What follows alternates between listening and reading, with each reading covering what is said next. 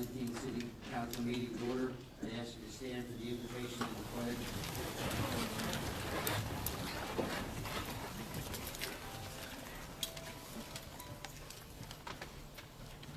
Dear God, once again we assemble to conduct the business of the city of North Augusta. Once again we ask you for wisdom as we discuss issues before us tonight. Please help each of us to be respectful of the ideas, thoughts, and opinions of others. And dear God, it is obvious that once again spring has arrived. And we know the beauty that will soon appear in our city and the area around us. The appearance of our city is a source of pride, but we know it comes only through the hard work of our employees. We are thankful for them and their dedication. Keep them and all of our employees safe as they serve the citizens of our city. Amen. I pledge allegiance to the flag of the United States of America and to the republic for which it stands, one nation, under God, indivisible, with liberty and justice for all.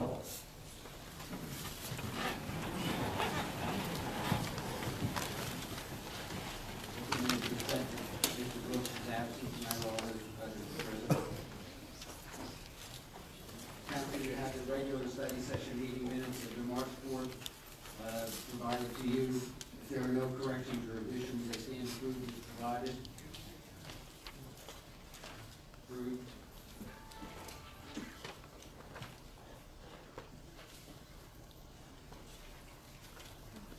Before I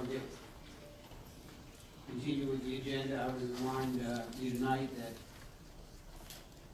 you will be provided the opportunity to speak to City Council on each item listed on this agenda. I ask you to limit your remarks to the agenda item being discussed. And I will call for your comments prior to council members discussing the matter. Be reminded that our ordinance specifies that comments are limited to 5 minutes.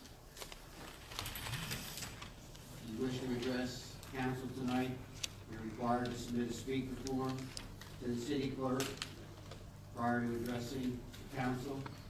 Forms were provided on the credenza outside the council chambers, and I suspect that we have one or two up front if you forget that, so you can get it from the credenza. And then following the formal agenda, you will have, again, be provided an opportunity to speak on subjects not included. And again, your comments will be limited to 5 minutes. I would ask if someone has made the points that you wish to make, if you were to speak. I'm not denying you the right to speak, but I don't know that there's a benefit from having heard the same comments from a number of people repetitively. I think there is. There is no unfinished business on the agenda tonight. New business. Item number 5, Parks, Rec, and Tourism. Resolution number 2019-010.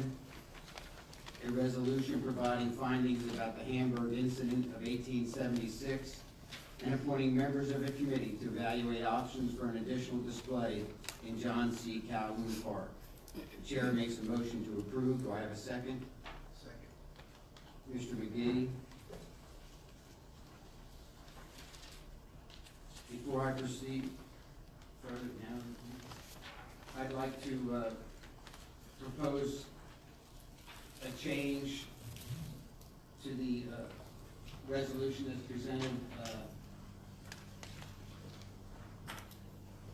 under the items where it's resolved and the educational display portion. Paragraph has a number of items listed. I would ask that the paragraph that reads a discussion of the accomplishments of the African American citizens during Reconstruction to include the founding of Aiken County in the Jim Crow and Civil Rights eras, and those words be deleted. Do I have a second? Second. Mr. Vickers?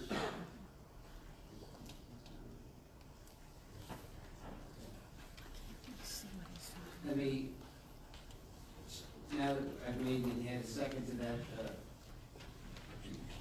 resolution, let me go back and provide you a little bit of background on what the resolution is intended to do. This is the next step in the process of actions related to the Meriwether Monument. If you remember, some of you remember, in December of last year, I presented my report to council for their information, and they received it as such.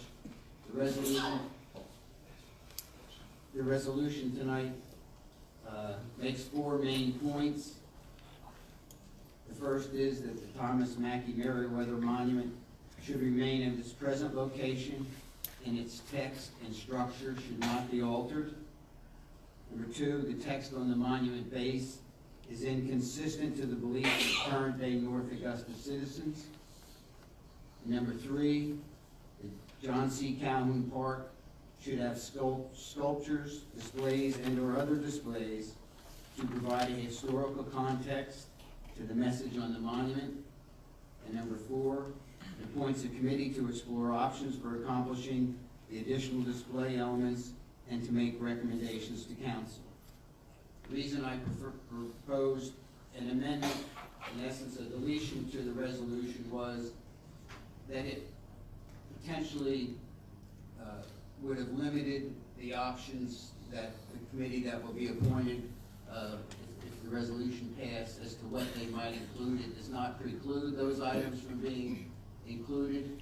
As a matter of fact, in my opinion, there are crucial elements that should be included, but I propose to let the committee evaluate options, look at ways to suggest improvements, changes, and those recommendations and changes would eventually return to this council for acceptance or rejection or modification as they wish. I will now read, again, as background information.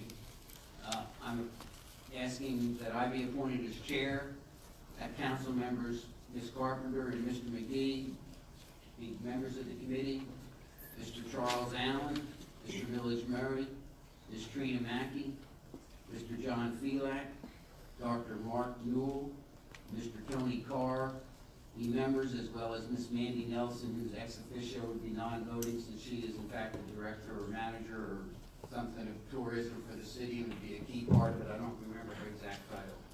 So we have before us, council,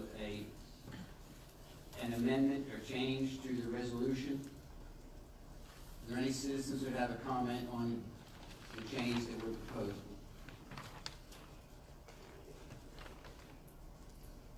Council? Mr. Mayor, has the public had a chance to see the resolution? No, and No, that sir. was kind of my summary.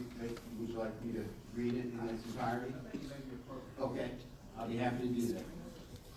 It's resolution number 2019-10. A resolution providing findings about the Hamburg incident of 1876 and appointing members of a committee to evaluate options for an additional display in John C. Calhoun Park.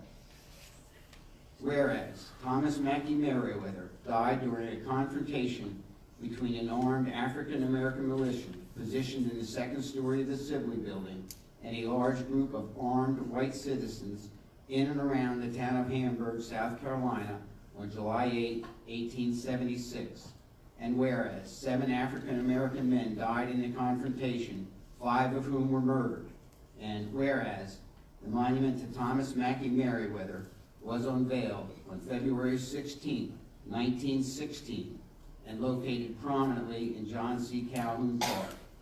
And whereas the monument was paid for with an authorization of $400 from the South Carolina legislature and local contributions. And whereas there is no recognition in John C. Calhoun Park of the 7 African-American men who died during the Hamburg incident.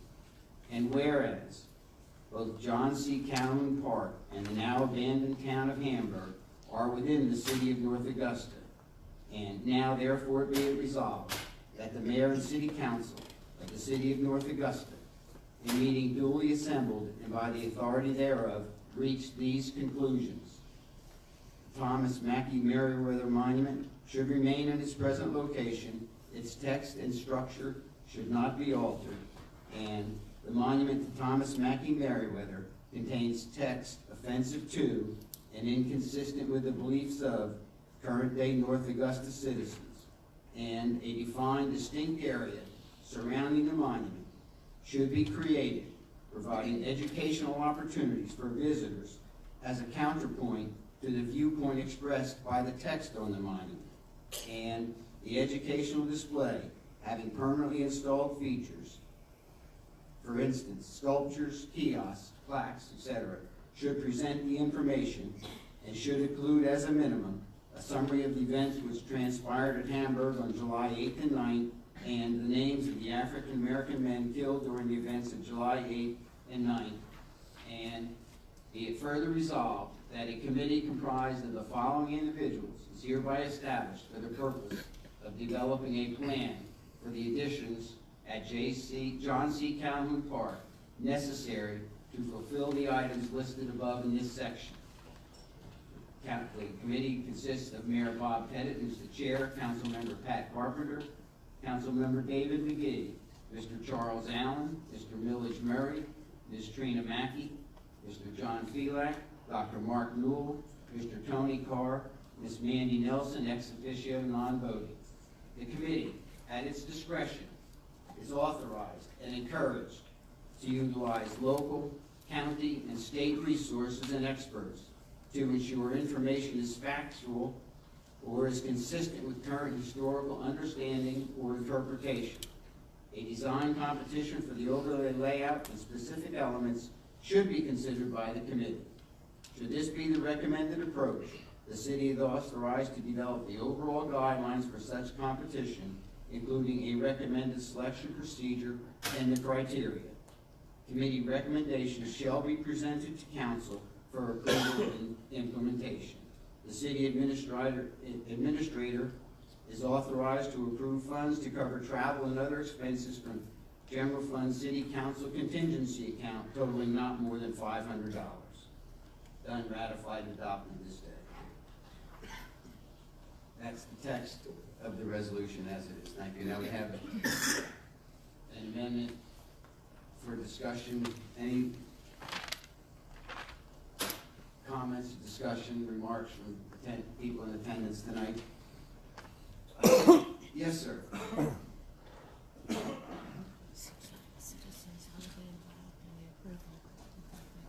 Please state your name and address.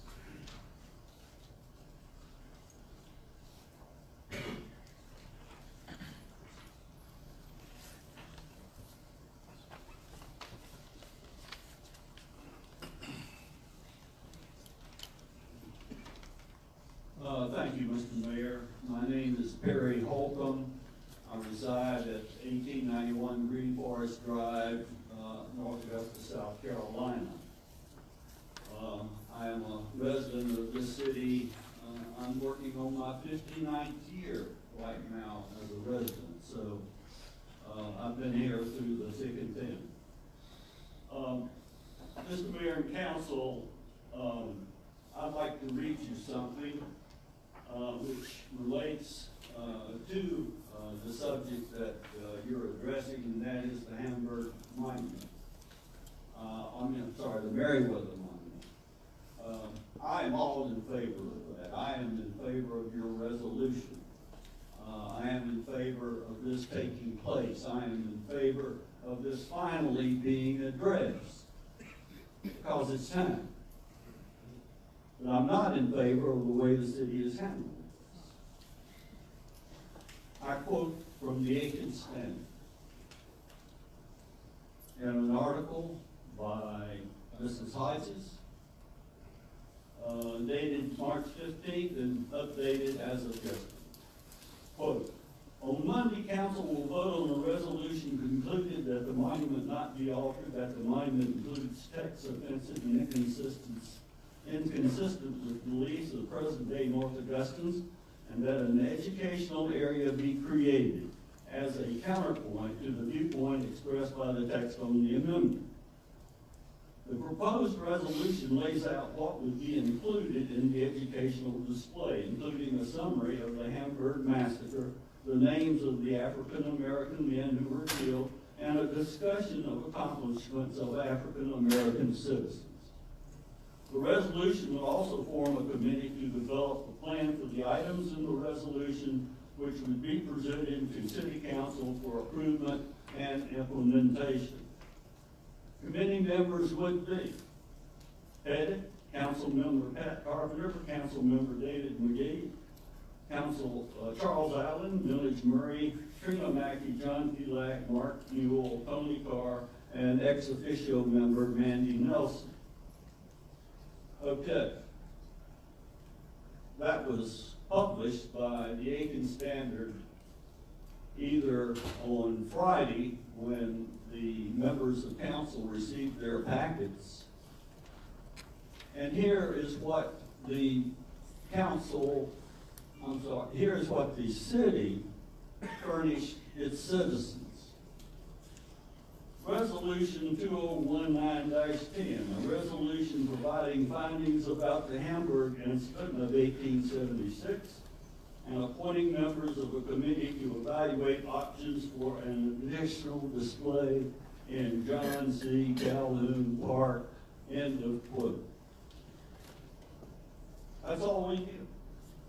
Unless you read the Aiken Standard. Mr. Mayor and City Council, one of the most evident difference of what preliminary information the city gives the press and what it gives the citizens about a forthcoming city council meeting. Isn't this evidence of abject discrimination perpetrated by Mr. Glover's email of February the 1st, 2019? Thank you.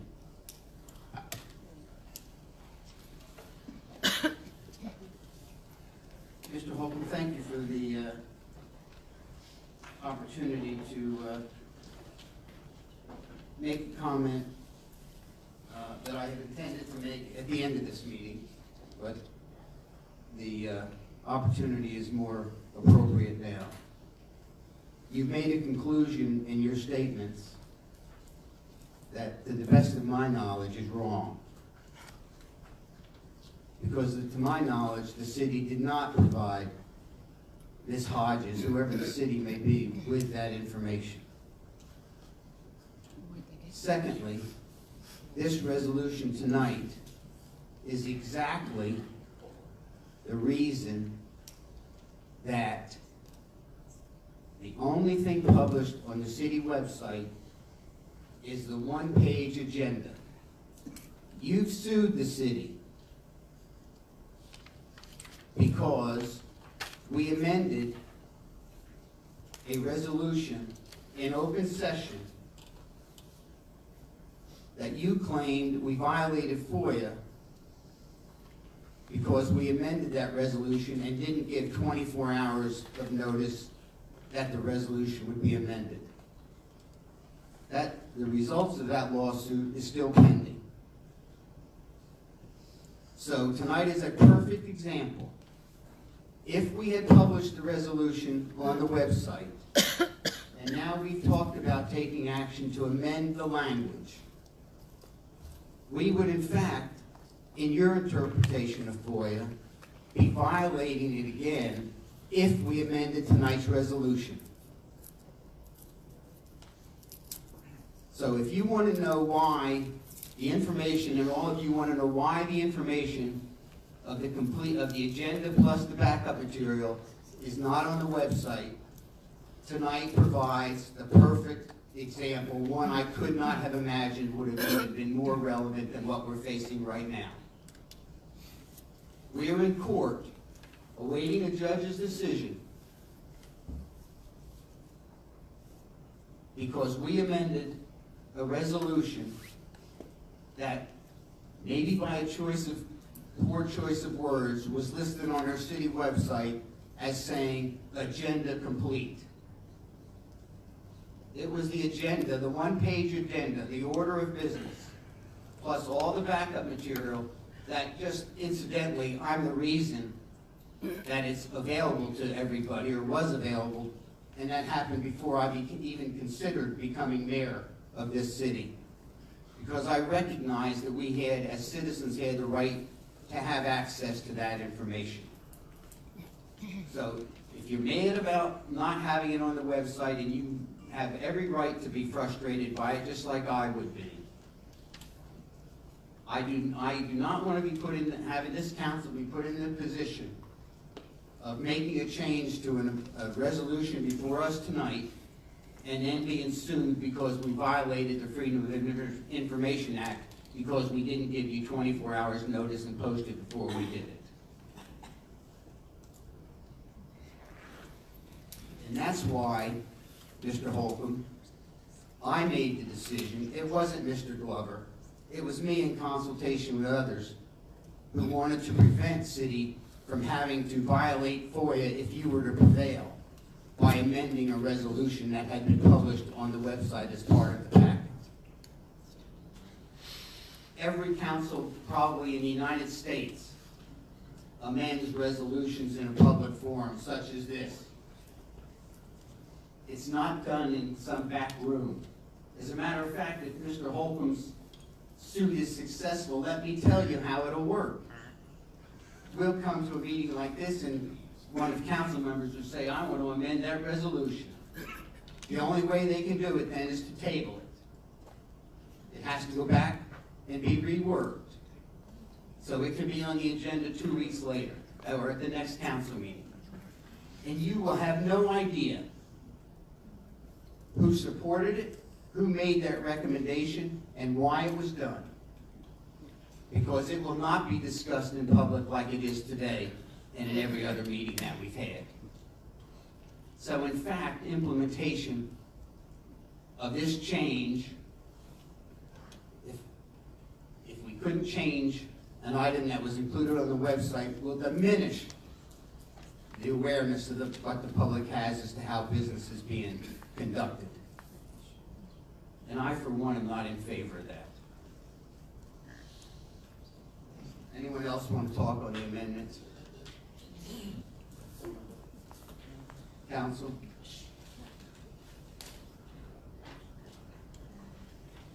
I'm sorry, sir, I didn't see you.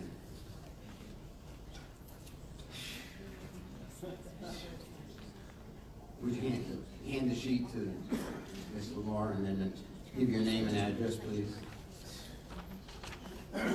Yes, my name is Aaron Mays, a resident of South Carolina, North Augusta, South Carolina all my life.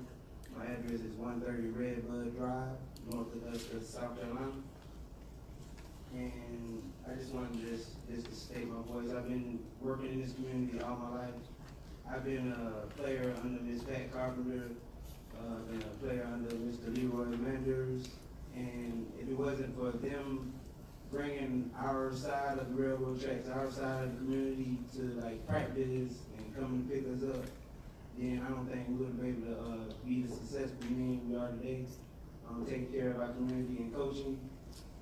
This, the monument is not a problem. I just wanted to speak on it just because the education of not knowing what the monument really stood, but now that there's been a lot of talk about it, researching it. It's not a good monument, and it doesn't speak on, like you say, how our citizens are in this community. But if somebody from out of town come and read that monument, and if they can understand it, because it is written and worded in a way that you have to really study it to understand what it means. So my concern is just like we have people coming in out of town, like for the Masters, for the Peach Jam, and they do a tour and they read the monument, because most of the people that come in for the Peach Jam is African American. I know a lot of people for the Masters is Caucasian, but there's starting to be a draft of African American people in golf. I did a lot of research, and this is just something that I researched out of South Carolina, pictureproject.org, and it states, regarding the Hamburg incident, Tillman is quoted in a 1909 address during a red shirt reunion in Anderson as saying, the leading white men of Edgefield had decided to seize the first opportunity that the Negroes might offer them to provoke a riot and teach the Negroes a lesson. Tillman further described the event of that day as having the whites demonstrate their superiority by killing as many of them as was justifiable. So when I went up there today and I read the monument, and I just had to, like I said, do some studying, and it just is very uneasy because I live by the Bible, and my instructions in the Bible says to love everyone, and it's just a commemoration. Y'all try to excuse me, I'm kind of nervous because it's my first time speaking in front of this many people. But like the Indians was driven and how they live on reservations, how would they feel if it was a monument put up and every time they pass by it in this great city in North Augusta where we teach equality? Because now I feel I can get a job anywhere in the city and not be discriminated on because I coached since 1999 in the rec. And we got a monument up here, and that's the only thing I want to say. We got a monument, last thing about the commemoration of some people doing something wrong and bad, and we know it's bad, and we know we don't even agree with it now because we saying, I heard y'all say that the citizens don't feel like that today. Then Leroy Manders, I'm fighting for him to get a monument. If y'all might not know him, just research it. He's a great man. And like I said, anything Bible, Bill, B-I-L-L-I, Bill, love, equality. So in this city, I want to build something. That's why I spoke up. I want to build something, but I don't want to, tooth and nails, it seems like it's hard, tooth and nails to be able to try to get the business going for African American in this city. So build, I build. Thank you. Thank you.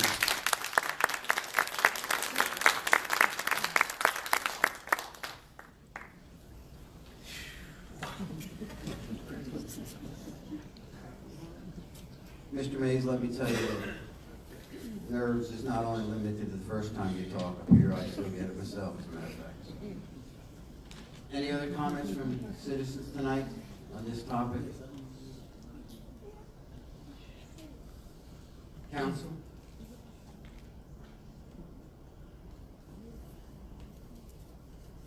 All those in favor of the amendment? I'm sorry, the amendment? Approved, unanimous.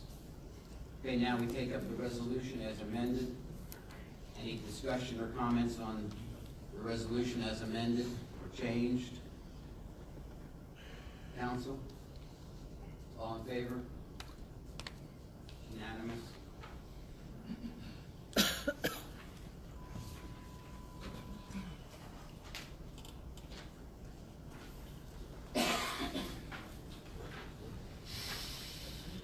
Moving on to item number 6, Planning and Development, Resolution number 2019-11, a resolution directing the city administrator to file an application requesting text amendments of the North Augusta Development Code. Such text amendments related to Article 3.6.4.5.2 Development Standards and 3.8.1.1 Applicability/Corridor Overlay Districts. Do I have a motion to accept this resolution? Mr. McDowell, do I have a second? I'll second. Mr. McGee? Mayor, I'll request this be read also. Okay.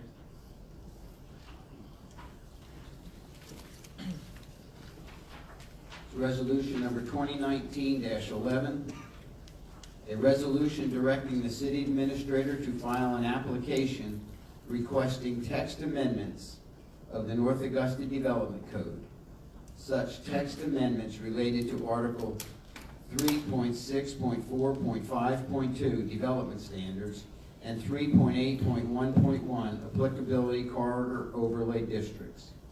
Whereas the Mayor and City Council have been reviewing and considering elements of the current Development Code as they relate to utilization of property by the city, And whereas the current development code made public property subject to certain restrictions on development that did not appear in previous codes, and whereas the mayor and city council have determined that some changes to the existing development code are appropriate and in the best interest of the city, and that changes to the development code should be pursued.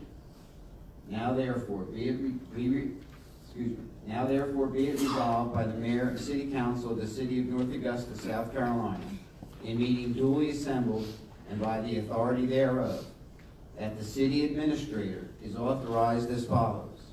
1.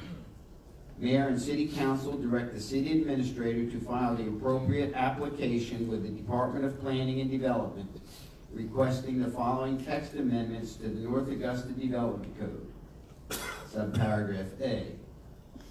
3.6.4.5.2. Such section would be deleted in its present form and amended to read as follows. Development standards. Uses within the P, Public Use District, are not subject to the dimensional standards of Section 3.5 and Section 3.8. However, such uses are subject to the landscaping standards of Article 10 and the parking standards of Article 12. Subparagraph B, 3.8.1.1. Such section would be deleted in its present form and amended to read as follows. This section applies to any lot or parcel within the following corridor overlay districts that are designated on the official zoning map, with the exception of those lots or parcels zoned P. Paragraph 2. The city administrator is further authorized to execute any documents necessary to make this application, as well as submit.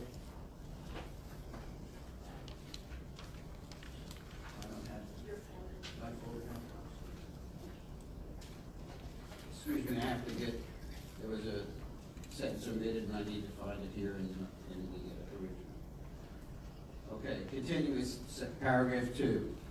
The city administrator is further authorized to execute any documents necessary to make this application, as well as submit any documents or information as required to allow the request to proceed. Done, ratified, and adopted by the mayor and city council on this day in March.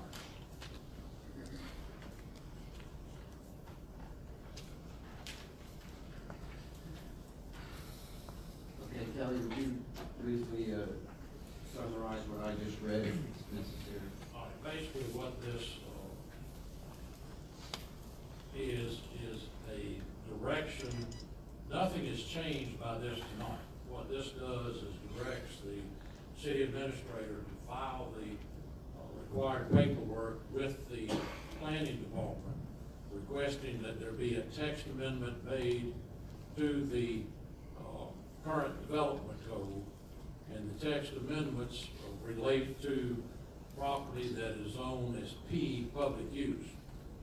Under the present zoning ordinance, or the development code, the property that is zoned P would be subject to these standards of 3.5 and 3.8, one of which is the overlay zoning. And that is the 3.6.4.5.2 change. 3.8.1.1, all we have done there is made it very clear that P zoning is not controlled by the corridor overlaying district.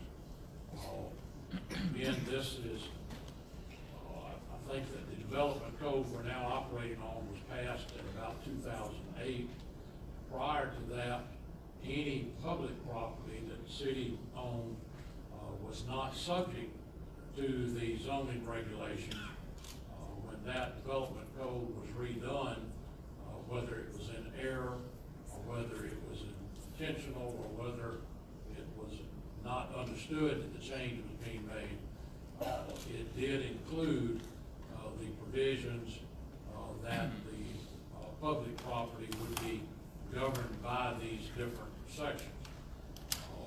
I think I said in the study session, I can't give you statistics, but I would say that it's very common throughout the state and the the country that public property, all of its use for public safety and matters that are intended to benefit the entire community, it is not unusual for these properties to not be subject to zoning as other areas are.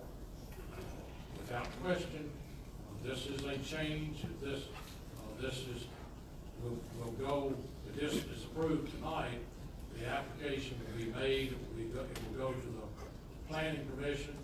The planning commission will hold a public hearing.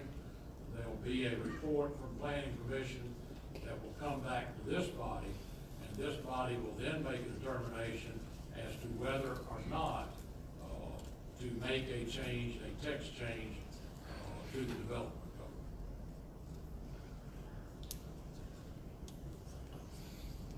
And I know there's a lot of interest, and somebody told me that there was a fair amount of discussion on Facebook pages today about this amendment or this resolution. And I think it's fairly clear that council's intent tonight, if it's approved, would relate to the fire station. But nowhere in this text line, in this resolution, is the fire station mentioned. This is a development code issue, and what tonight the resolution is to direct the city administrator to follow procedures outlined for making text amendment changes to the development code. The decision on citing the fire station up on Georgia Avenue would require rezoning of the property. That resolution or ordinance has been tabled. It is not, a vote on that has not yet been scheduled. And as I mentioned in study session, I believe it's important to recognize that a fire station, to be valuable for a proper and fast response, should be on an arterial road. Obviously, Georgia Avenue and Martintown Road are two such roads, and any location on those two roads would be within an overlay district. So there would be, this would apply to any property that ultimately would be included. Council, before I became a part of it, evaluated somewhere in the vicinity of 10 to 15 properties, looking at where the fire station might be located. Recently, we've had a discussion about a property on Martintown Road, kind of between Martintown Road and Clay Street. That property is in an overlay district, the Highway Corridor Overlay District, but it also has specific requirements. So I just want to let you know that tonight is about a development code issue. The Planning Commission will discuss it, and so any recommendation from that and related to the zoning for the property on Georgia Avenue will be at subsequent meetings. Thank you. Any comments from the citizens? Yes, sir.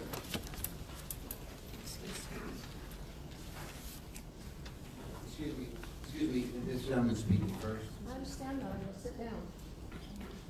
Well, it's good to have support. My name is Mike Hitchler. I've lived in Augusta for 30 years. I live on the property that's adjacent to the bank property at the corner of Observatory and George Avenue.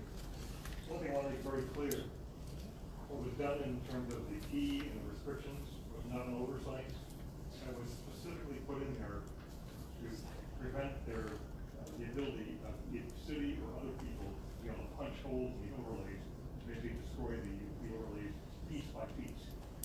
And getting back to that, 20 years ago, Clark Jones and Tom Green founded a group of folks. I was part of that, as well as Pat Parker was part of this as well, to look into what we really want to be as a city.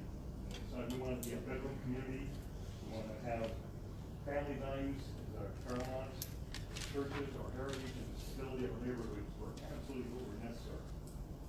To enable that, what we did was, or what Tom Green got was architects from Clemson University as urban planning. And he said there were two very important enablers that we really had to have in mind as we went through all this process, ultimately culminated in the comprehensive plan of the 2008 overlay. He said the first one was that we must have an identity that defines what We don't want to be Evans for the mistakes that Augusta made. They dispersed all their city services, and when they lost their identity. Our core is defined as being, at that time, look away home to the river. On George Avenue going about 2 blocks at your side. That's where we want the citizens and people that visit us to view this street card that embodies our city and our values of our city. What's important there was that the architects recognized that the mistake they made was to move the post office away from the core and out toward 1500 George Avenue. That diluted services and diluted our identity and weakened the core. I think it's very important. I think what's very important, though, is as you go through the considerations and the de-designation allows us to weaken that core even more by putting things randomly around, as opposed to trying to say, okay, we have a plan to stay in the core of key services that make the citizens want to come down here and allow opportunities for small businesses when you have all this traffic. The second key thing was that they said was you have to preserve the arteries that go to that core, portals to the city. That's Georgia Avenue, Martintown Road, West Avenue, Buena Vista, and Carolina. These embodied basically the neighborhoods and the historic areas, as well as showing them we have stability as people come in. They see that we're unique, and as they come into the core, we key on that overall principle.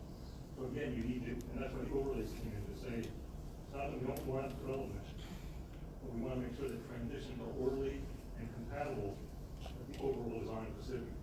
Now, Pat said, overlays aren't perfect. There's obviously things that need to be tweaked. I mean, 15, 20 years since those came in. We can do that, but we shouldn't be doing it by destroying and providing carte blanche to change this. And I really view that means punch a hole in the architecture of the city. It gives free range. I think there's other ways to do it. I think I would ask the mayor of the council to think of ways when we work together to have this as opposed to carte blanche. Clearly, the people I talked to when I was president, it was not an accident that it was designated that way. So I think we need to be very judicious as we move away from it. Thank you. Thank you much.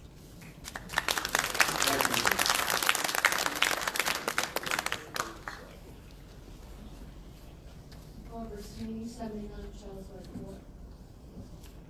Could I ask what prompted this change? Ms. Sweeney, please make your remarks. We're not answering questions tonight. We're here to listen to what you have.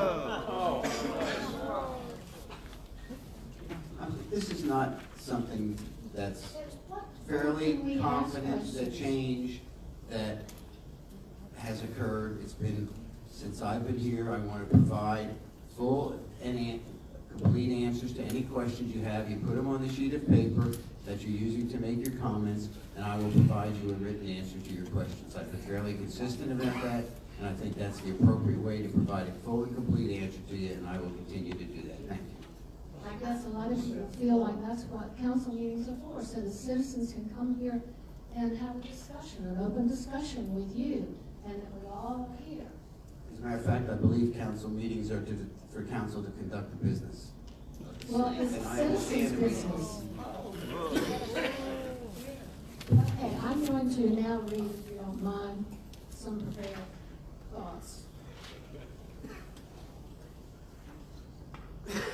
My usual approach when sharing my thoughts and feelings with you is to plead to your sense of duty to the citizens you are elected to serve, to appeal to reason, logic, common sense, and that sense of what is just right.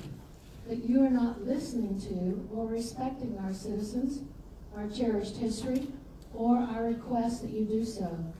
You don't even value or respect the city's ordinances, codes, or at times, your own directors or commission chairman. Well, your determined intent to misuse the Seven Gables Flythe property is where many citizens draw the line.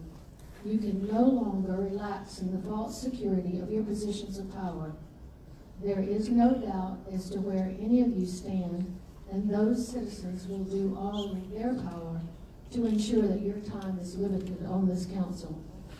None of us takes any pleasure, and I emphasize this, none of us takes any pleasure in this confrontational situation, but your collective attitude and actions have pushed us to this point, and we are here, and it is here and now that we take a stand.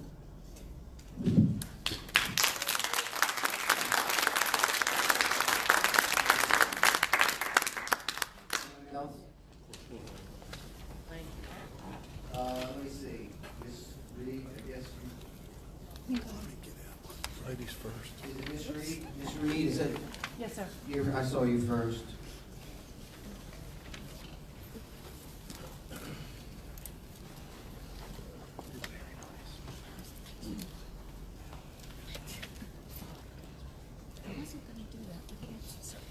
My name is Sharon Reed. I live in 1942 Bowling Road, North Augusta. I am here because, like most of us, I think there's another solution, and I think the majority of the people want the fire station, but they do not want it there. My opinion is that when you say that this is development code specific, that we are changing the development code, it is development code general. It is not development code specific. What I mean by that is that it is not specifically for this, it is for anything. So now my point is that when a governing body excludes itself from its own ordinances, we are on a slippery slope. I do not agree that government has the ability to buy any property and then zone it P because they bought it, and then they can do what they want with it. I don't think that that's what that P is for. That P is public. That P is for the public. I understand that. But what that means is that you can pick another piece of property. You don't get to do exactly what a certain group of individuals wants against the wishes of other people. And it upsets me very much that you are not listening to that and to the majority of the people. I understand that the fire station, of course, needs to be an artery. I also understand and heard very clearly from Mike that it is intentional that these overlays are also to protect our arteries. It doesn't have to be on an artery, it may be off of an artery. And I think that we can take all the safety studies and all the fire department studies in the world and find out the response time, and probably find out that we can do 2 fire stations and maybe need to do 2 fire stations with in 2 different places with the exploding population that we have, and better meet the need and not destroy the overlays. Thank you. Thank you.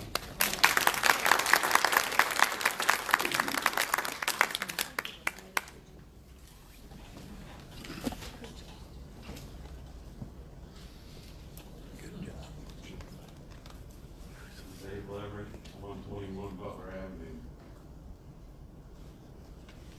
We all stood up earlier today and we turned the flag, pledged allegiance to the flag, all of us together. That practice says that we all together will abide by law. There's a practice of law in the country that we all agree to live in a way that it works well for all of us. And that obligation, that pledge is taken by government as well. To operate in a way that we can all live in a way that we can all live. But the government, that obligation is greater. The government has a greater obligation when it comes to law. They must be held to a greater standard. And the reason for that is that government can at any time write a law that says other laws don't apply to them. Government has that authority. And take an action like that it's an action that I only read about, and I'm trying to be careful here. It's an action that I only read about in third world countries. I'm sorry, I'd like to let you smile at that, but there is a precedent that's set up by lower levels of government that they do at times just completely take away what has been a right, what has been a protection, and they completely wipe it away for their own good. You can look at as recently as the developments in Venezuela, exactly what happened. The government started writing laws that these laws don't apply to us. They have up until now, but they don't anymore. I'm just saying that I think the standard of law, as Mike mentioned, is being diminished, that we were progressing in our understanding of law when we removed the ability of key properties to do whatever they want. And when we wrote the newest standard, we were progressing. We can progress again, but this is a step back, and I certainly support it. Thank you.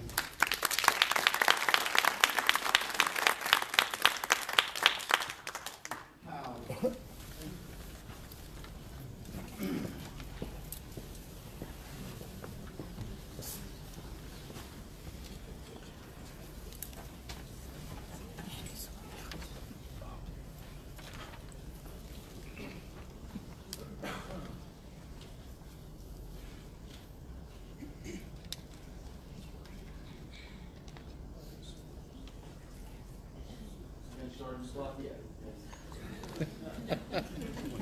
My name is Ken Powell.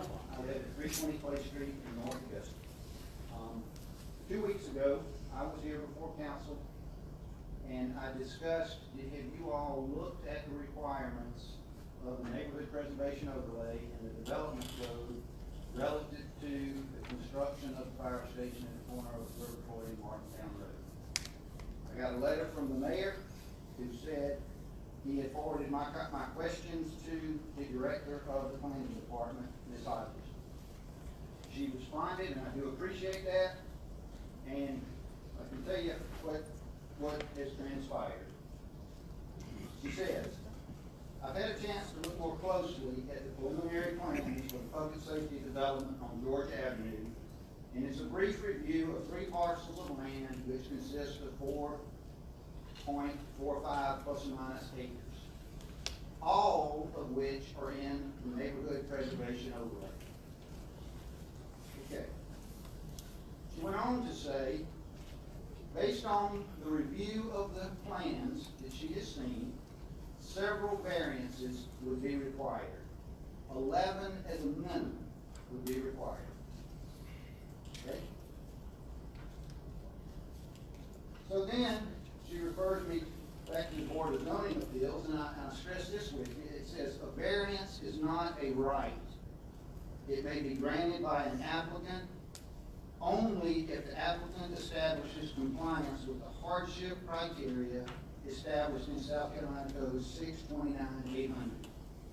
It goes on to say a variance may be granted in an individual case of unnecessary hardship if the Board of Zoning Appeals makes and explains in writing 5 separate criteria, 2 of which are, is this an unnecessary hardship that we stand right now in North Augusta? The second one is the authorization of a variance will not be of substantial detriment to adjacent property or to the public good, and the character of the district will not be harmed by granting of the variance. Harm to the character of the district may include structures that are significantly out of scale in the creation or potential for the creation of excessive noise, light, traffic, or incompatible late-night activity. Sounds like a firehouse to me. Okay. It goes on to say, in the unnecessary hardship case, it cannot be self-imposed by the applicant. You're finding yourself in a hardship case, and it is self-imposed. You could have built this fire station years ago, rather than taking on the ball field. You chose not to. Now what you're doing is your only way out of this is to come forward now and say, we're gonna get rid of the neighborhood preservation overlays. So, these are the facts, as I know them. And if I say something incorrect, please correct me. We're a nation of laws and rules. The city paid $850,000 for this 4.45 acres of land.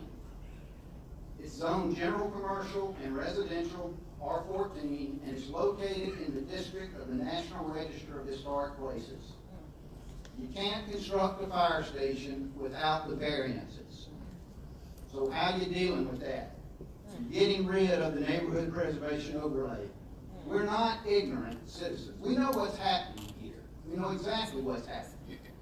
So, you're circumventing the system as it was intended. I honestly can't believe you, as our leaders, are sitting up here and stoop to the level of entertaining this approach. What you're doing is not only despicable, it's immoral.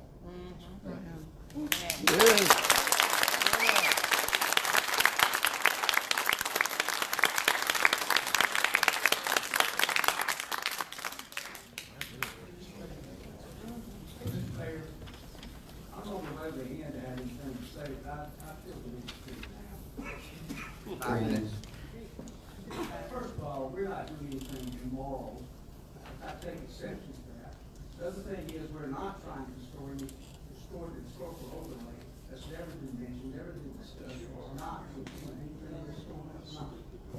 If somebody's something in public or chasing it to a P, or if you want to call it punching a hole, it's for the public good. That's the only reason for it. I didn't ask you for a question. I haven't been asked No, you a question. Mr. Powell, you've had your 5 minutes now. Okay. Please take a seat. Thank you. I appreciate your transparency. Is this coming from the one that got an ethics violation 3 months ago? So much. You can't believe that we don't have the dedicated city in mind here. I don't know where these people are coming from. I really don't. If you look at the plans for the station that we discussed, what's the plan to go in there will fit with that community, will fit in there. The looks of it, the size of the intersection, maybe that's another thing you have to take into consideration, yes, but it will be one of the best looking fire stations you year round. We don't want a fire You know what? Put it beside your house. Quietly. Quiet, Put it beside please. your house. Quiet. Ask you to leave.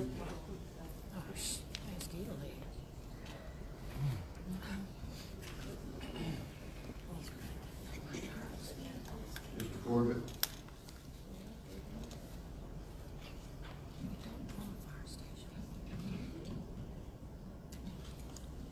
Stetson Corbett, 434 Railroad Avenue, North Augusta, South Carolina.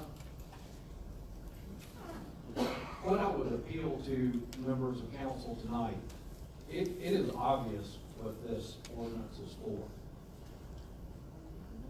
I would ask that if this is the purpose that is being driven for this ordinance, have the guts to do it on just that property. Don't take all of the overlays in with this ordinance. The overlays are there for protection. We've already been through that, so I will not belabor that point. It is also known as a check and a balance. And what is being asked for tonight is carte blanche ability for this body to be able to put what they want, where they want, on the property they want. You must maintain control of government. You cannot allow for a carte blanche building of whatever, whenever, however. That's how big this vote is for. We all know it's about the property at the top of the hill. If that's what you're hell-bent determined to do it on just that property, but have the guts to do that instead of voting on an ordinance that will open Pandora's box.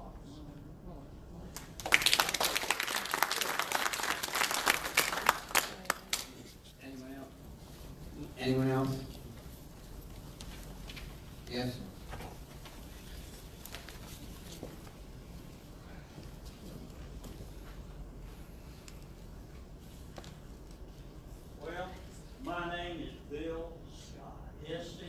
PT 1401 Observatory Avenue, North Augusta, South Carolina. I happen to live 50 feet, my house is 50 feet from your proposed driveway to the fire station. Speaking to the microphone. And I'm really excited about the fire station, how it looks. Yeah. Excuse me, Mr. Scotty, would you mind speaking into the microphone so everyone can hear you? Thank Can you. you hear me now? Thank you. I'm really excited about the fire station, having it next door to me.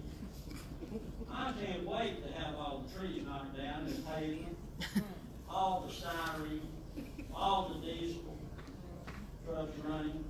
When you got a place right down here, Buena Vista, that's all you gotta do. You've been told it 100 times. You won't listen. Nobody listens. But I wonder what you would do if the fire station went next door to you. I'm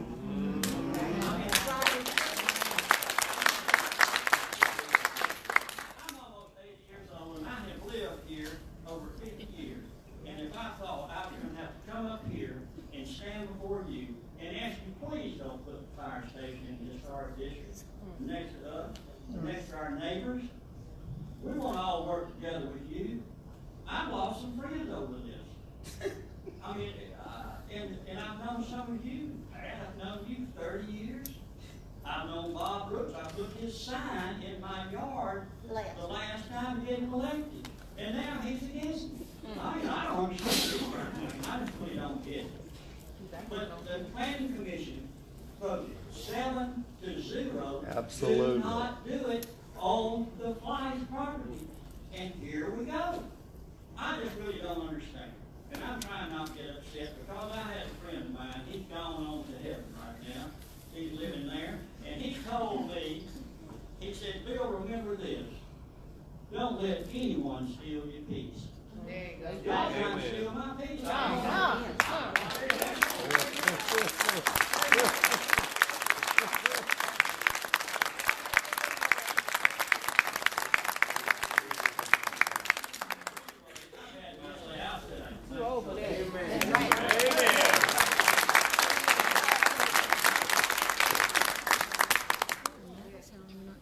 Anyone else?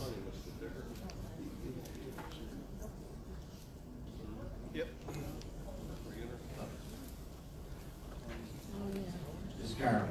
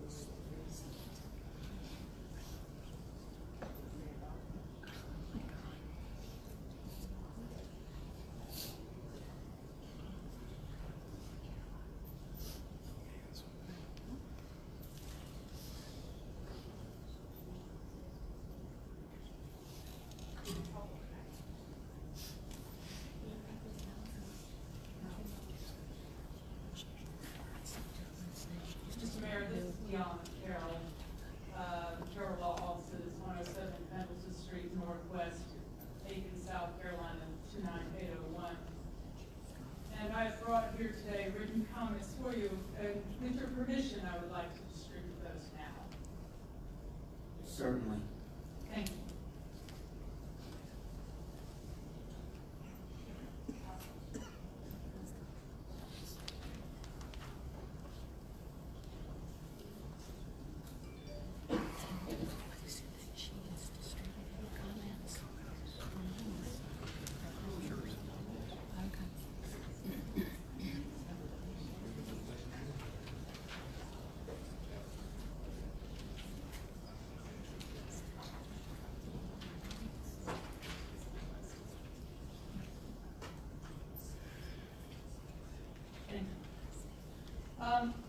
As you know, I'm an attorney and I represent a group of concerned citizens, a diverse group of concerned citizens. And I've handed to you a very substantial packet minute to reiterate all the things in there. I know I only have 5 minutes. But I want you to understand from what we've provided here that we have a commitment to resistance and a commitment to consistency. What you have there on the top is our comments as to this resolution 2019-11. And it, in part, proposes to give you a sort of get-out-of-jail-free card. You don't have to comply with the neighborhood preservation overlay as long as that is a public property. Zone P. Right. And we understand that even though nothing in the description or the text of the resolution says so, it is directly related to the plan to build on the 5 properties and to the rezoning proposal related thereto.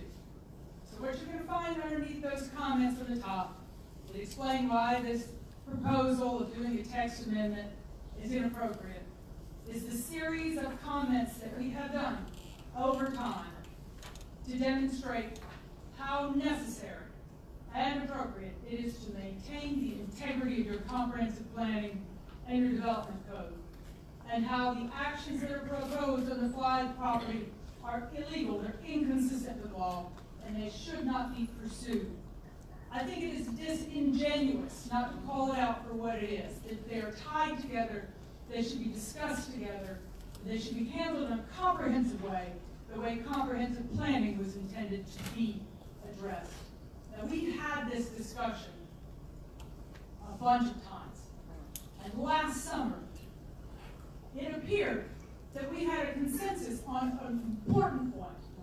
Now, we heard this from you as council members. I can't say every one of you opened your mouth and supported it and said these words, but there seemed to be a general understanding that we would do this together. That if you were to take serious measures to undermine your neighborhood preservation overlay and your own comprehensive plan, that we would all have an opportunity together to work on this. That it would be workshopped together. And you are not doing that.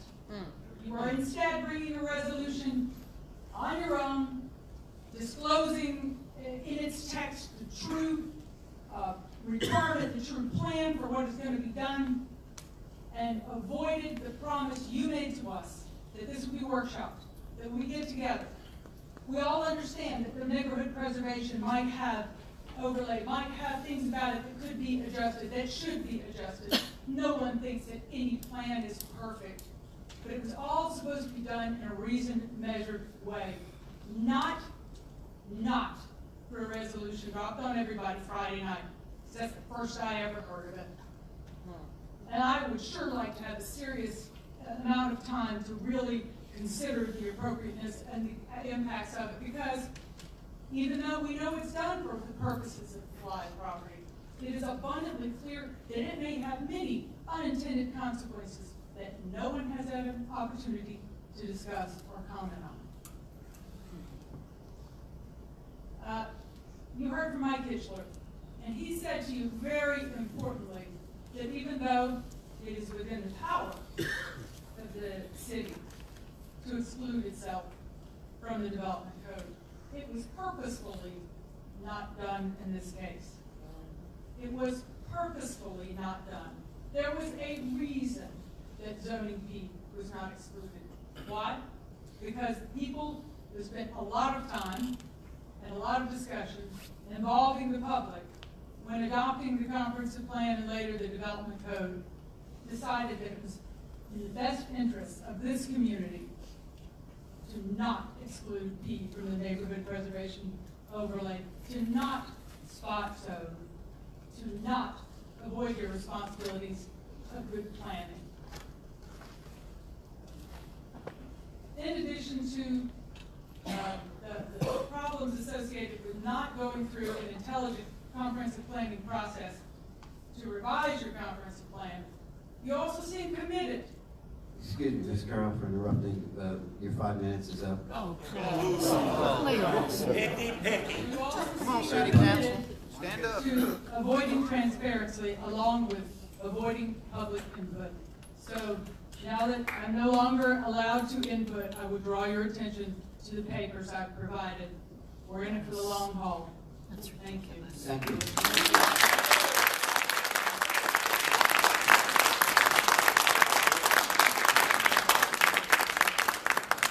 You left your drink.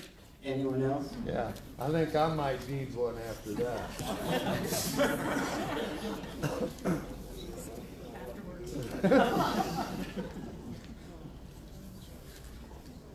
Council?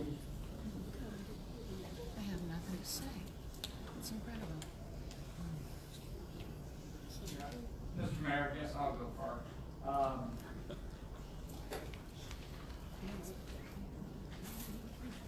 I don't know where to start. I guess a few things.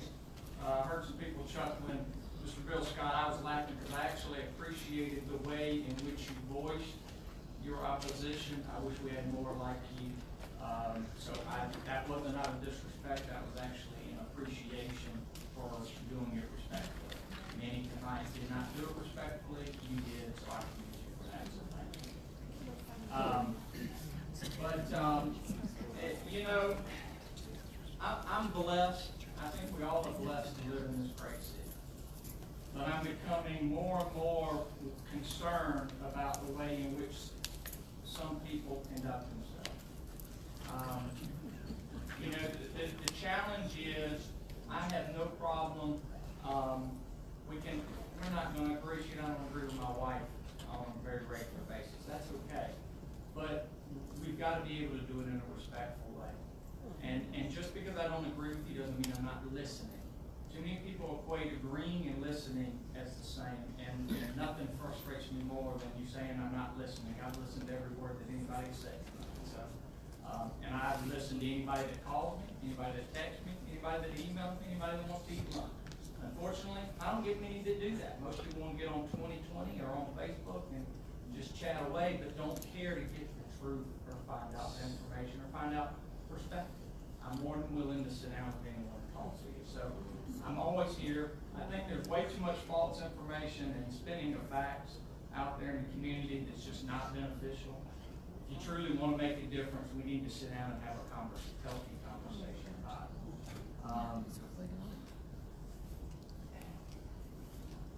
You know, a fire station, above all, is one structure that I think should be able to be built anywhere in the city. You know, zoning is, you got areas of town you're zoning for commercial or residential. You've got to have a fire station cover every part of town. You know, I grew up next to the Buena Vista Fire Station, so someone made a comment, well, you hadn't had it next to you. I spent a lot of years, a lot of time at that house right next door to the Buena Vista Fire Station. So I'm well aware of what it's like being next to a fire station. You know, I do understand that. Nobody likes it right next door to them. Mr. Bill Scott, we've talked about putting additional buffers above and beyond what's required in the code. I know that may not suffice for you, but we are looking at doing things that are above and beyond. I will say that I'm in commercial construction and I work in lots of different municipalities. In many municipalities I work in, what's being proposed tonight is nothing different than what those municipalities have in their development codes. Okay? Public structures can't always meet every requirement just by the nature of municipalities. So, you know, I don't have a problem with it. I am very disappointed in some comments and some people, Ms. Sweeney, I don't appreciate you questioning our character. I don't. I'm sorry, but I don't. I didn't question your character. I think too many people, instead of disagreeing on facts, are making things personal in this town, and that's very unfortunate. I think if we're going to truly move forward together, and I want us to move forward as a community together, we've got to put aside personal things and petty toddler things like my kids do, and we've got to act like grown-ups and work together. You know, and it really bothers me, and Mr. Leverett, I've got to address it just because you called me out. I wasn't smiling at or trying to diminish you talking about third world countries. a natural response of mine sometimes is to smile when I don't have anything else to say. I don't think anyone would call Columbia County third world. They have the same requirement, the same policy from them. There's other municipalities in our local area that are the same way. So I just wanted to clarify my smile. Again, I support this, and I hope we can come together as a community to move forward as a community. Thank you. I'll just say a few things, man. I agree with Fletcher with a lot of points that he made out. I just want to say that, you know, we live in this community, and it is a bedroom community, I guess, in my eyes. And I think it will continue to be a very nice community. But what makes it a community, and I've said this before, is the people that are within the community, and the relationships and friendships that we all have. And we have the ability to agree to disagree on many facts, many issues. And I've tried to do that in a very polite, professional way as possible, and take the time to listen to as many people as I possibly can, and hear their point of views, and hear their opinions, and try to understand where they're coming from, and try to dispel some of the rumors and untrue statements that are being said, and try to give them factual information. I was elected to represent the people. I take that very serious, very serious. And I take the time to try to talk to as many people as I can to get my opinion and the majority thought process that's out there. I have a full-time job. I have a family of 5 that I have to take care of. So I don't always have endless amounts of time to research everything.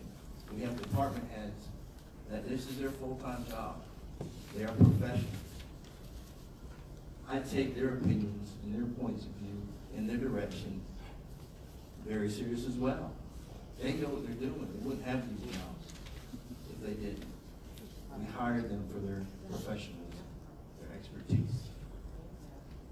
So I take that in strong consideration when we look at the facts of what we need to do to better our community, to make it a safer place for everybody, a more loving community for everybody.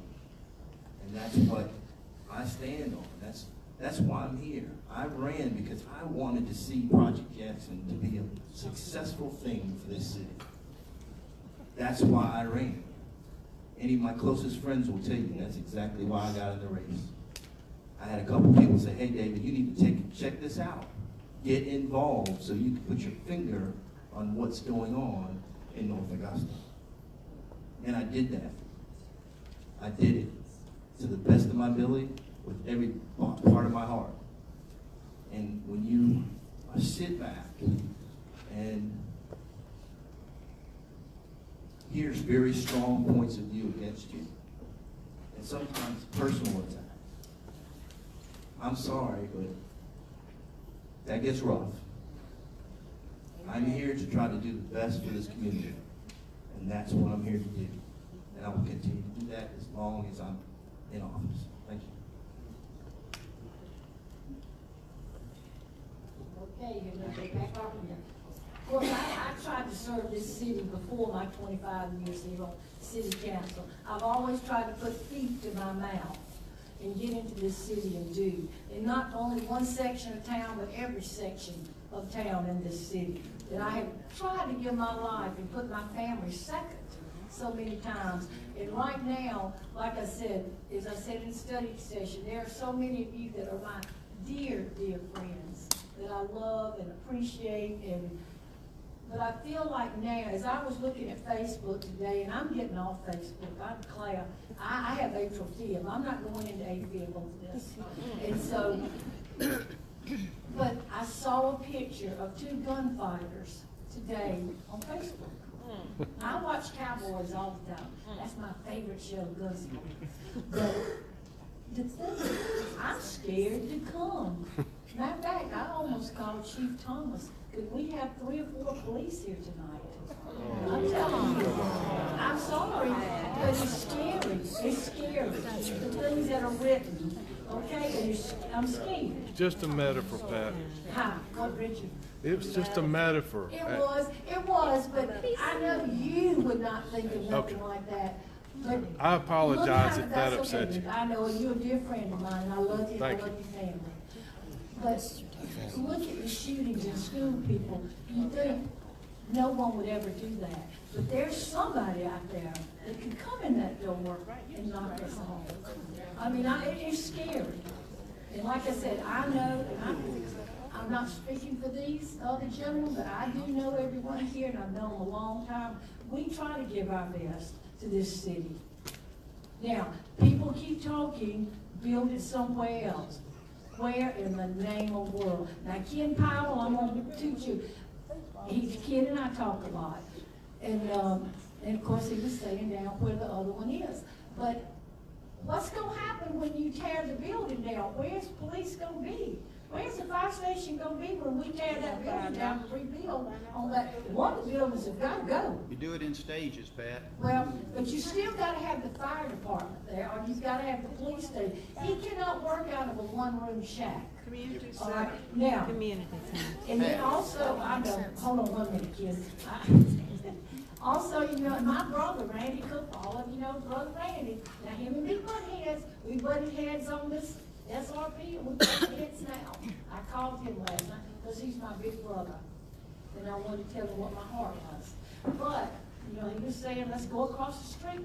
But Chief Thomas, he needs these buildings together because of our staff. I mean, they don't need to be running back and forth across University Avenue from fire to police station. That doesn't make a lick of sense. But like I said, we're saying tonight, if anybody can come up with property and present that to us to say, because we did go over, how many, $7 on the Jimmy? How many different pieces of property that we looked at? And the same thing on the corner of World Observatory and Martintown. Good gracious, now you talking about getting us beat up, we would probably went there too. So we have searched this town, and the first thing that comes in this mind, now I told you study session, everybody knows I love park and recreation. I just go full-fledged for it. But in my heart, the first thing that comes is safety in this city. That when your house is on fire, why did the 7 Gable burn down, do you think? Could it be we couldn't gotten there close enough time? It was burned. I mean, what's going to happen to these people down the river and way out, look at those, way out, Walnut Lane, those groups of citizens, out lakes and springs that we cannot get to their house? Excuse me, Pat, can I ask you please to be quiet when Ms. Carpenter's speaking? Thank you. And that's okay. I know when you're aggravated, you want to just speak out. I know, we've all been there and done that. And like I said, I have prayed over this situation, and you can laugh at me if you want to. I've called my children tonight, and I said, you pray for your mother. I talked to my preacher, you pray for Pat Carpenter. This is a decision that we have to make. That yes, we've got, how many in this room tonight, 130? But we've also got 24,960 other people that we have to look after also and do what's right. Now, like I said, I think God's going to step in. If that's wrong, that's how I pray every night, God, you know where this station needs to be built. And if that's not the land, then he's going to shut that door and we'll go somewhere else. But right now, and I know we're not voting on that tonight, Mayor told me that, but I promise you, God's going to step in. I said when we built SRP Park, I said, God, don't take us all the way and drop us. And he didn't. If you haven't been down, I was there Saturday night, and I swear it was the best time I've had in my life, off down in there. But listen, we are listening what Fletcher said. We do listen. But we can't have 24,000 decisions. So as a citizen, you did elect us to do what we feel is right in our hearts, in our brain. As my brother said, Pat Carpenter, don't vote with your heart, you vote with your brain. Okay, and so I feel like, and like I said, this has been one of the biggest struggles in my life, I promise you. But I'm leaving here that I feel like I am doing what's right for this city and every citizen. And like I said, if somebody can come up with a piece of land, please come. And let's, like I said, we'll be willing to discuss. That's what study sessions are for. Discuss what's going down or where we can go. But in my head, other than where we're sitting now, Ken Powell, that or this land. But like I said, when I think about having the Chief Thomas, you running back and forth across the street, I don't know if that's going to be safe. And thank you, and we do appreciate you, I promise you. Even though we don't see eye to eye, we still appreciate you, and I pray to God you'll always be my friend no matter what. Thank you.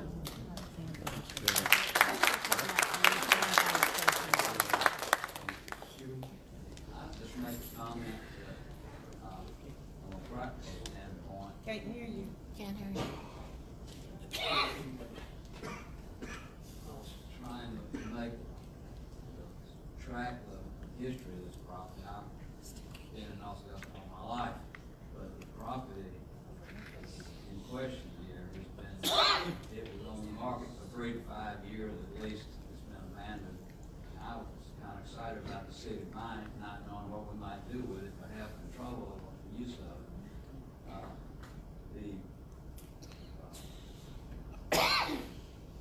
City owns the property, so therefore I feel like it is public property now. We might as well put a lien on it. That's what the use of it is. How it will be ultimately used, it will be determined. We're not voting on that tonight. We're just acknowledging the city owns the property, and it can be used for a number of things under that heading of city-owned properties. But I myself have reservations about what talked about proposal might be. So I'm still in favor of the city having control of that property. Find an alternative, then we can sell the property, hopefully, but nobody stepped forward to it for the last 5 to 6 years, or 3 years anyway, to buy the property. So I want public safety to have a new location, much needed, and facilities, and how we go about doing that ultimately. I don't know the answer to that at this moment, but I do look for long term. Thank you. I'd just like to first of all apologize for speaking out of anger earlier. And I did, and I know better, but when people come up here and attack the council, and we can be easy targets. We do try. We try very hard. We've heard a lot of good examples here, and I'm not going to go back to repeating that. But again, our job is to listen and try to do what's best. And we appreciate your input. But I caution you about getting caught up on Facebook and on North Augusta 2020, not on the facts. If you want the facts, come to us and we'll give them to you. I mean, it's pretty simple. There's no hiding. Was there anything said incorrect tonight? Sir, see, to me, it's a little difficult to get the facts whenever you limit someone to 5 minutes. I'm sorry. I don't like being talked at. I like to talk with someone. And what I see take place in this council tonight is exactly that. Y'all don't talk with, you don't discuss, you talk at. Oh, I would love to be able to ask questions and get answers and a give and take kind of thing. I don't see that happening. It's like, you peeing on my foot and telling me it's raining. What's up? Again, sir, you have plenty of time to come to us and ask the question. Here, for you to discuss some business and trying to get it taken care of. We're there 24/7. Every one of us is on the internet, we're on email, and my phone number's posted out there. I've got a hard line on the phone. You can call me or write me anytime you want. Are there any facts that are in dispute? Was there any factual statement made tonight that was incorrect that we're not aware of? You made a couple of them. Okay, please clarify. I didn't make notes of it. No, you're accusing me of doing it, so tell me what it is. Okay, Ken, okay, has everyone had a chance but me, I guess? Mr. Mayor, can I say something? Ms. Sweeney, you had your chance, and this is council's time to make I'd comments. like to I'm apologize sorry if I it impugned disturbs anyone's you that character. we're I did going not. according to the agenda in the order that it was published. You know, you had your chance, everyone here had a chance to speak. I think it's only reasonable that we here have an equal opportunity. Excuse me, sir? We have an equal opportunity to make our comments as well. That's what you want, to listen to what we have to say, and we'd like to be able to exercise that. Good. Now, I did make a couple of notes. There was a talk about punching holes in an overlay district, and the core identity and arterials. If you drive up Georgia Avenue from Martintown Road, you're going to pass vacant lots, your beautiful house, the house next to you, the post office you references shouldn't be there, the townhouses. You have an automotive repair shop that's on there. None of those, and community graphics, none of those are consistent with the neighborhood preservation overlay district. Now, whether or not the fire station should be there or not, it's a separate issue, but you're talking about punching holes, and I just wanted to talk about what was in the overlay district. Mr. Leverett mentioned saying that the city feels that it doesn't comply with laws. That's exactly the process we're going through tonight, is in fact following the development code, following the procedure in our ordinance, which is the law, and that's the process that this resolution tonight is about. Mr. Powell, my notes say, and I'm not certain it was you at this time, that you said we could have built the fire station instead of building a ball field. Yeah, I said that. Two totally separate, one is not in any way related to the other in terms of money, zoning, or any other requirement. It's That's just a matter of We're not priority. circumscribing laws, as I pointed out. We are following the laws and doing the procedure that's required. You know, people here council members have said tonight, and I will speak for myself, and I suspect they feel the same way, is that we're making decisions, handling the city's business in a way that is beneficial to the city as a whole. There's no way that we can expect to make everybody happy. We look at things like personal property protection. That's a function of the fire station. I happen to have been in the unfortunate circumstance of having a relative's house burned down. So I know the trauma associated with that and the trial associated with it. Maybe if the response had been a minute earlier, the outcome might have been different. Time matters. You deserve the maximum coverage you can get from whatever we do. The city could decide, we focused on the fire station tonight.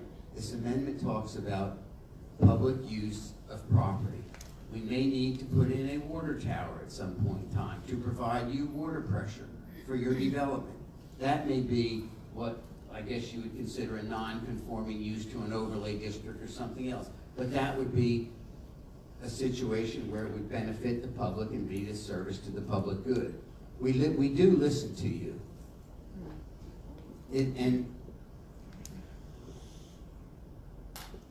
I can speak for myself, is that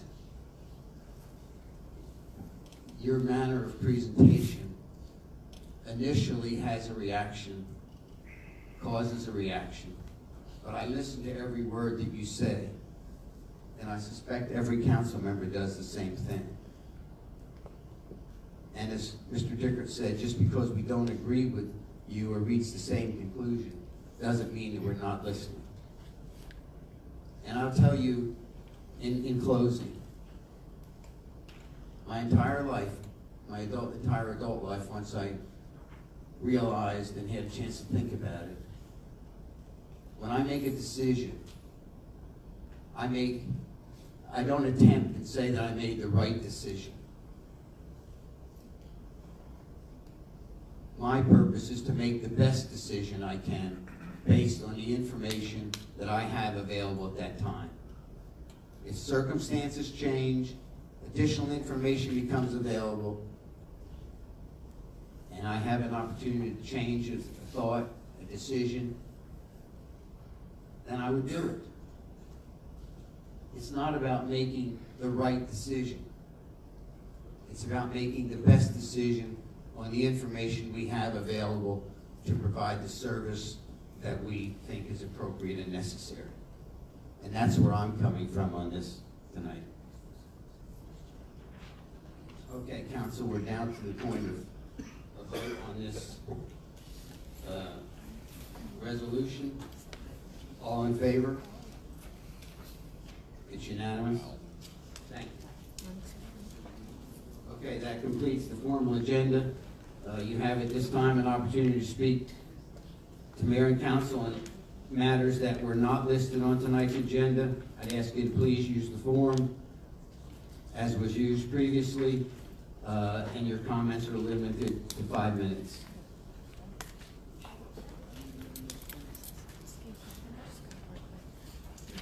Yes. I know you said I've already spoken, but I just want to apologize. If I came across as impugning anyone's character, that was not my intention. It has been, we have tried through the years of cajoling and telling you how we felt about things, but we feel like we're not being listened to, we're not being heard. In spite of your trying to make the best decision, is it not inclusive of what the citizens think? What the citizens want? That property up there is historic in so many ways. We want it to be used not necessarily for anything in particular, but certainly not a fire station.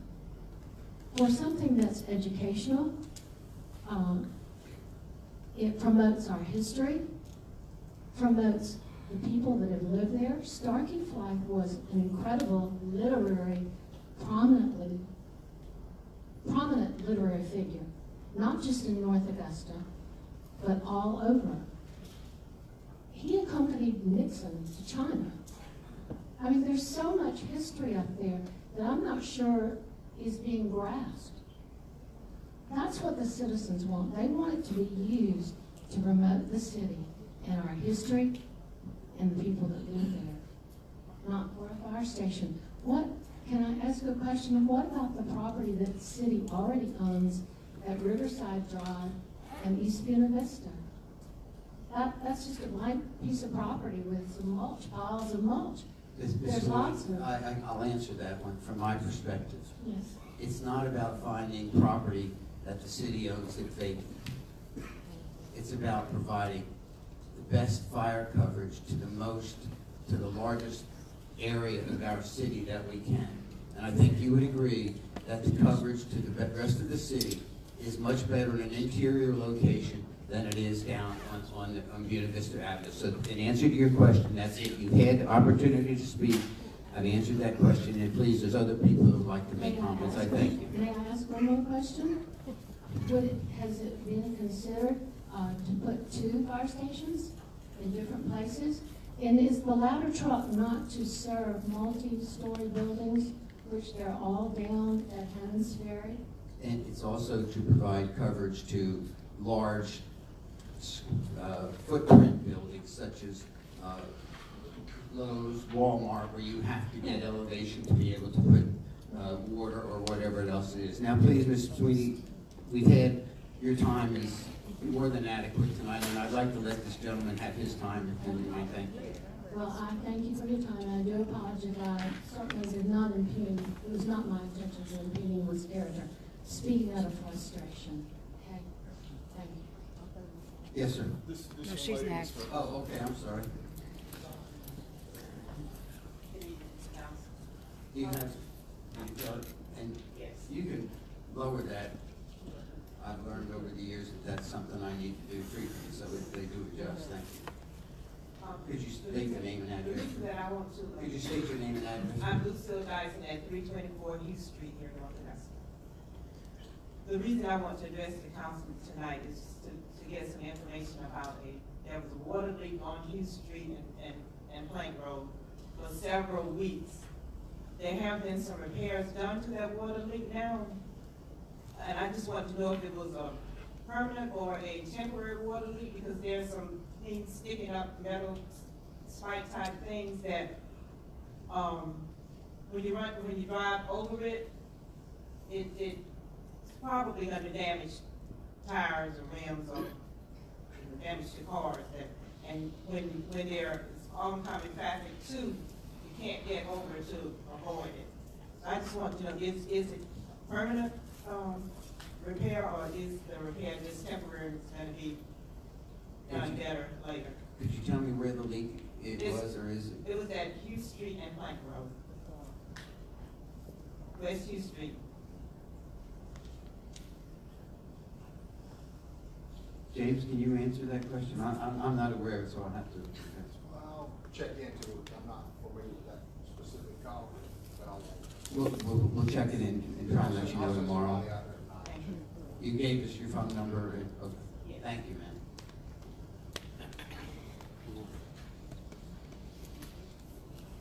Good afternoon, Mayor, Council, and my fellow North Augusta citizens. My name is Ross Douglas. I live at 101 Cascade Drive. I have children in this community. I've lived in this community for about 6 or 7 years now.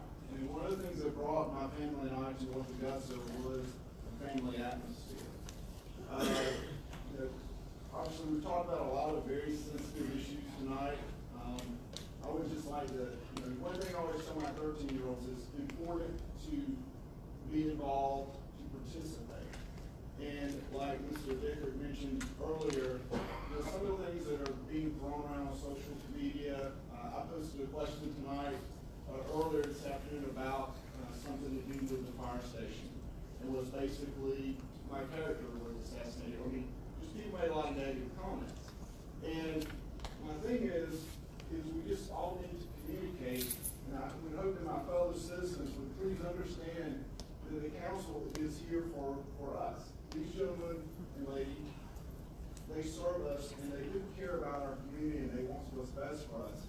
And then I ask for the council the same thing, is that we can all communicate.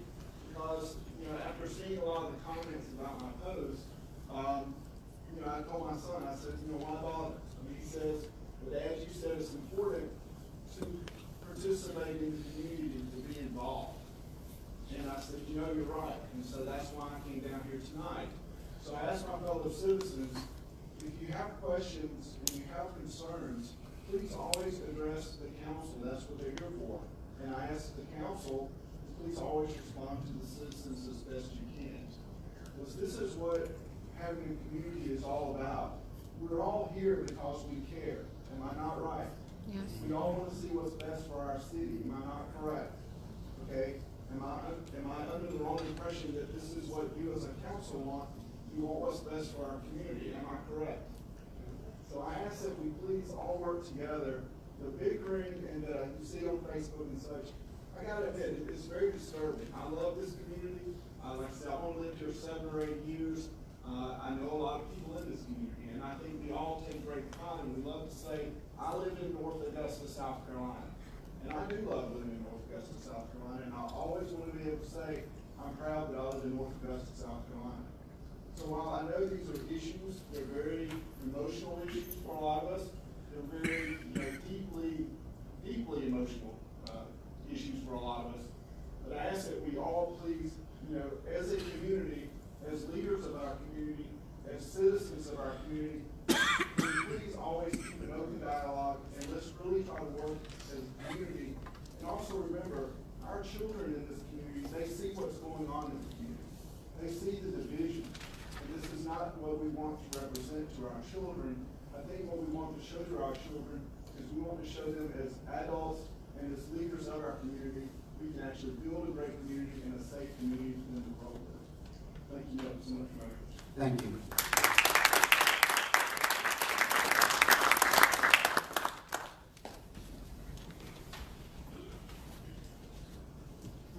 Anyone else on the subject we haven't already spoken on tonight? Ms. Reed?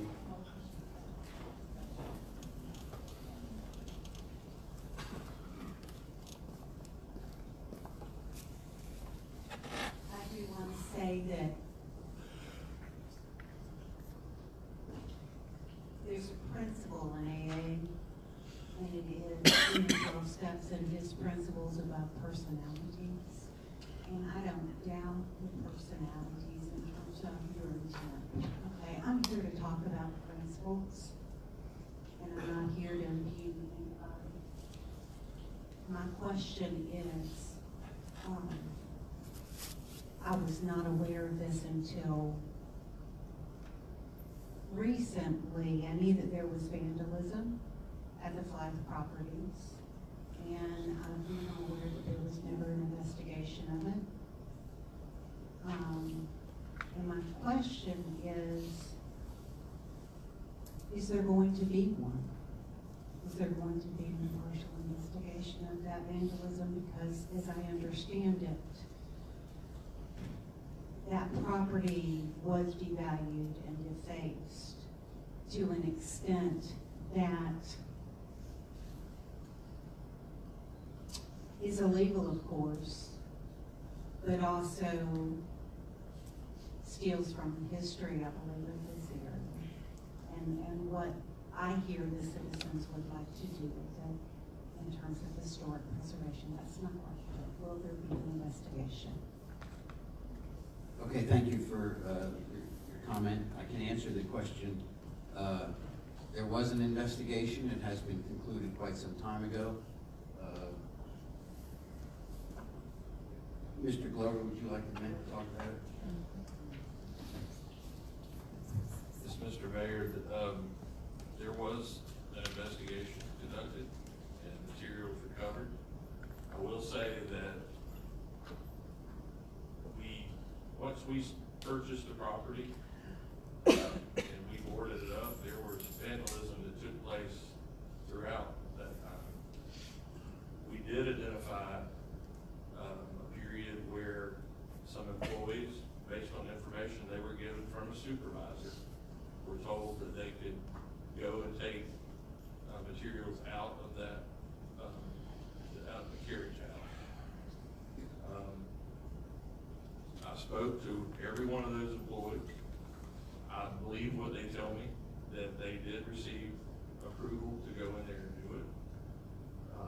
The supervisor who did it came to me and admitted that he did that, apologized for it, and he was disciplined for that. It was unfortunate. I believe that we recovered the material that was taken. But there was a number of items that were taken that just happened to be just run-of-the-mill vandalism, things that we had not recovered. Once we started having some vandalism, we put a trail camera up there. We had pictures of all sorts of folks walking in and out of that facility at any given time. But we questioned a number of employees. I believe that all of the employees very truthfully came to us and said, I took some stuff, but I was told that it was okay, and they brought it back. Now, I will say this. I'm not privy to it, but I was sent the information. I have an employee that I hold in very high standing, who a picture of his home was put on Facebook over the weekend. And he was accused of taking materials. And that's just not so. And that's not right. I mean, this is digital vigilantism, basically. Because there was an investigation. And he did not have to do this, but I sent a director out there today at their invitation to go back into their home to see their floors, to show that there was nothing done wrong. And there wasn't. And I'll have a report from my division director on that tomorrow, but I've already seen the pictures. I've seen the comparisons. The employee, I thought, made a mistake, and they admitted to it, and they owned up to it. There was no conspiracy. There was no to tear things down or get things done, because at the time, unbeknownst to this employee, and I had a discussion with him when he came to me. At the time, Mark Jones was our mayor. Mayor Pettit did not even come on board at that time. Mayor Jones, and I was looking back today on the emails, this was back in the summer of 2016. Mayor Jones had made an offer that anyone who could take that property and had the resources to bring it back, that the city would sell them those houses at Fly, both of the structures on the Fly property.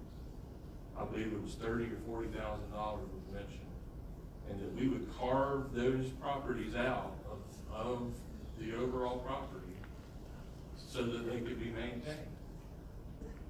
That was 2.5 years ago. To date, to my knowledge, nobody's raised any money to do it. Nobody's offered to do it. We've had people assess the property. We've had architects take a look at it and said it's structurally deficient. We've had Mr. Fly's nephew, who we purchased the property from, said it was standing because the termites were holding in. And that's a quote. But back to your original question, we did investigate that. There is a document that exists that documents that investigation. It is available through FOIA. And it clearly shows what I think was an honest mistake on one employee's part, who thought, without knowledge that the mayor was offering that facility to anybody else who could rehabilitate it, who thought it was going to be torn down, and gave permission to employees to go in there and take material.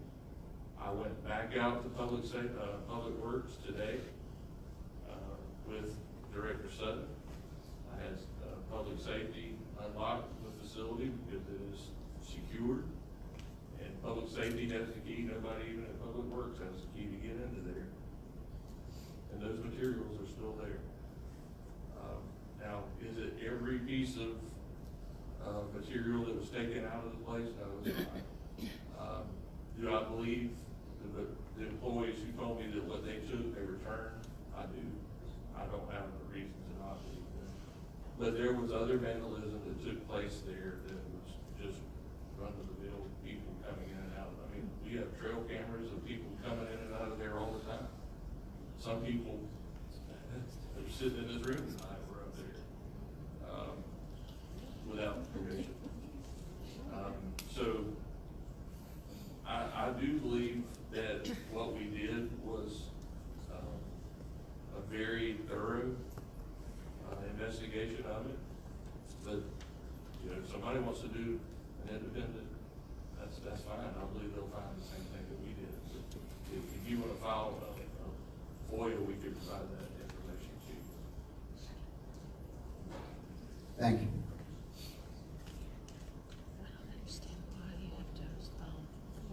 Any other comments?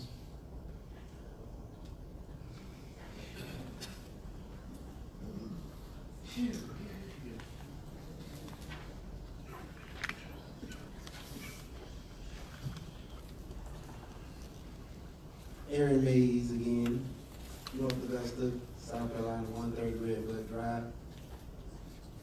Just in finding and learning about the city and trying to get more interested in voicing my opinion and voting and getting the right to vote and talking to people about registering to vote. I have come to find out that we are a city divided within the city. All the areas that I've researched that are able to vote that are in the city, like Hugh Street, half of Bradleyville Road, Crestland, Buena Vista, they're in the city. The areas I was growing up in, the market or the voters that I would try to get to vote. Those are the in-city voting areas. All those areas are low poverty areas that are less likely to vote. All the areas in our city that are more likely to vote, that have the knowledge, the financial stability, is labeled outside of the city. Those are areas like Monticello Estates, the other half in Bradleyville, that's out of the city, more areas up in Belvedere. But we all are in North Augusta, and we have North Augusta addresses, and we use North Augusta garbage, we use North Augusta water, we use North Augusta Park and Recs. We travel down Georgia Avenue back and forth all day. We use your traffic lights, we use your city roads. When I was living outside of the city in Bradleyville, where I rent a place at, is 4 young kids that live there, but they have to pay out-of-city recreation fees, out-of-city fees, but they pay water and they use your trash. So we are putting in money toward the city, but we just can't vote. And I just think that's a way to manipulate the system where a lot of the votes are, it's like blackball. If you look up blackball, it's a black ball they put in the lottery ball so it wouldn't make a count. So if you look back to the Hamburg incident, and I'm sorry for just bringing that up because I know I'm not on a discussion about that because we discussed that earlier. But that was a way, that was what that Hamburg riot was about, was the election of that year was a real important election. And that's what they went and decided to kill some people about, just to make sure they got the right people in office. So I think a lot of my people are not only have the resources to vote, they're intimidated to vote and don't even know why they're intimidated to vote because they keep passing this monument that reads something that they really don't understand. It's kind of like if you see these visuals of McDonald's and Wendy's and Zaxby's, it's in your brain and you don't know why you go by there and stop and eat them. Because that's what logos do and monuments do, like the Statue of Liberty. A lot of people don't know that it was a gift from us overseas and it's Lady Liberty for freedom. They just passed it by. But what I want to just, my concern is either the rezoning, I guess, of North Augusta. And yes, ma'am, because a lot of the voters that I tried to get to come down today and hear this council talk about this fire station, that I don't know what's going on with it, but I know I've been to 3 meetings since I'm 40 years old. I've been living in North Augusta. That's all we've been talking about at these last meetings is a fire station. And I'm on both sides. Because the reason why I wouldn't mind the fire station going up, because all my life, all I've known Seven Gables for is being a racist place where black people can't go. And it was on the Centennial Hall. If y'all don't know Centennial Hall. Yeah.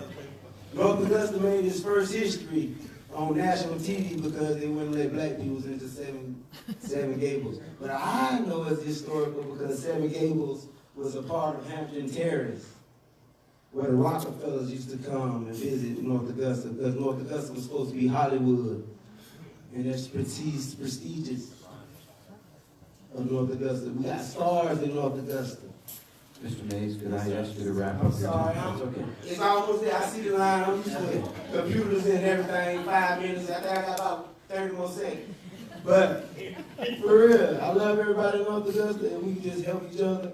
Like I said, Bill, B-I-L-L, that bill that y'all got down there telling all these rules. Bill, B-U-I-L-D. I want to build something in North Augusta for the black folks. Love, equality. So when I start to try to build, I hope that y'all look at y'all papers and when I go and get the, like you say, the inspection for the stuff, be equal and let me build something.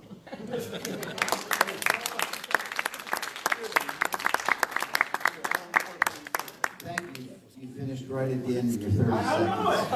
I'm information technology. Anyone else have any comments? Council, any last thoughts? Okay, I have one announcement that I'd like to make. Gee, I looked at it, forgot that. It's Thursday. Thursday night, March 21st, that's this Thursday night, there will be a public meeting in the Augusta Commission chambers where citizens will have an opportunity to make comments regarding the situation with the lock and dam. You know, when the Corps of Engineers had their public meeting on the 6th or whatever day it was, and they did not take any comments, this will be citizens' time to come make comments. It's not necessarily in the City of Augusta meeting. It's a joint meeting with North Augusta and Augusta combined in the local area, so everyone, please take advantage of that if you have comments relating from your observations about the simulation or the importance of the pool or whatever else you'd like to tell the Corps of Engineers. The comments will be, whatever a court reporter does, Kelly, transcribed, that's the word, I think, will be transcribed and will be provided to the Corps of Engineers as part of the official comment package. So please, 5 to 7 this Thursday night in the Augusta Commission chambers. And I don't know what street that's on, but it's the white, Green Street, the white building there. It's about 600. Palace, yeah. Nothing else, this meeting is adjourned.